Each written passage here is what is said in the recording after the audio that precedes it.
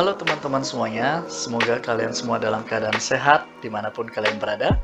Perkenalkan, nama saya Louis Purba, dan pada video kali ini saya akan menjelaskan tentang pengawasan ketenagakerjaan pada Dinas Tenaga Kerja dan Transmigrasi Provinsi Jawa Barat.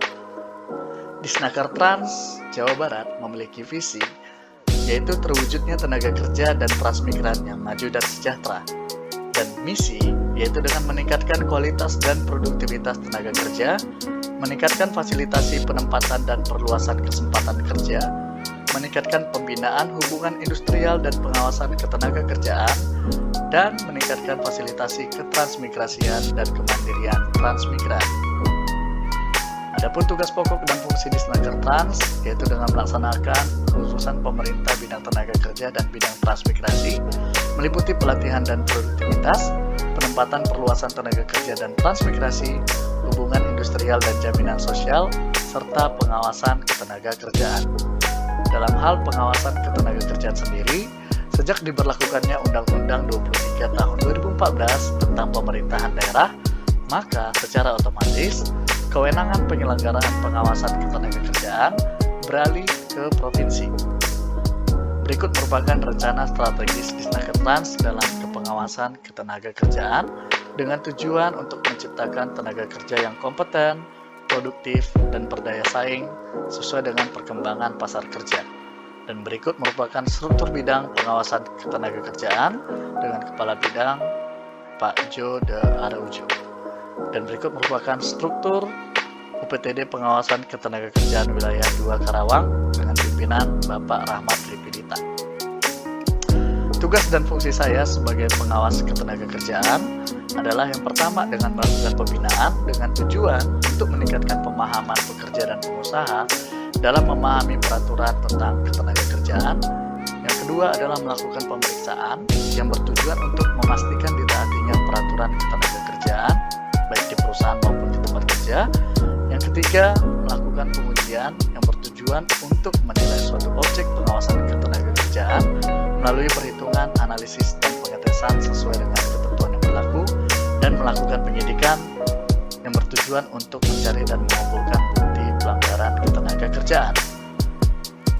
Adapun output dari pelaksanaan proses pengawasan ketenaga kerjaan adalah dipatuhinya peraturan perundang-undangan ketenaga kerjaan dengan dampak memberikan ketenangan bekerja dan berusaha sehingga menghasilkan keuntungan, yaitu dengan meningkatnya kesejahteraan masyarakat. Proses kerja pengawasan ketenaga kerjaan sendiri dimulai dari rencana kerja unit dan pengawas ketenaga kerjaan, kemudian dilanjutkan dengan pelaksanaan. Jika tidak ditemukan pelanggaran, maka dilanjutkan ke laporan. Namun jika ditemukan pelanggaran, maka dilanjutkan ke nota pemeriksaan dan surat keterangan ketiga. Dan jika perusahaan tidak mengindahkan, maka dilakukan proses penindakan terhadap perusahaan. Adapun tahapan dalam pengawasan ketenaga kerjaan, yang pertama dengan melakukan preventif edukatif, yaitu pembinaan. Yang kedua, represif non-justisial, yaitu dengan memberikan nota pemeriksaan. Yang terakhir adalah dengan represif justisial, yaitu dengan melakukan upaya paksa melalui lembaga pengadilan.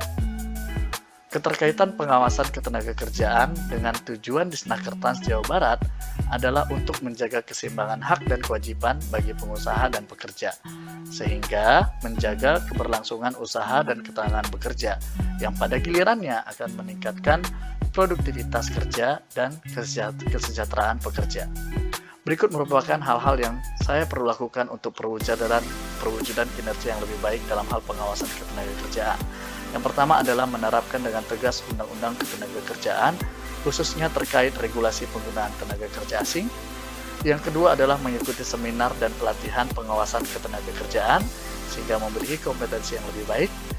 Kemudian memberikan pembinaan dan penindakan terhadap perusahaan yang tidak patuh terhadap peraturan perundang-undangan ketenagakerjaan. Kemudian selalu up to date dengan berita-berita tentang ketenaga kerjaan secara global, khususnya regulasi dari ILO.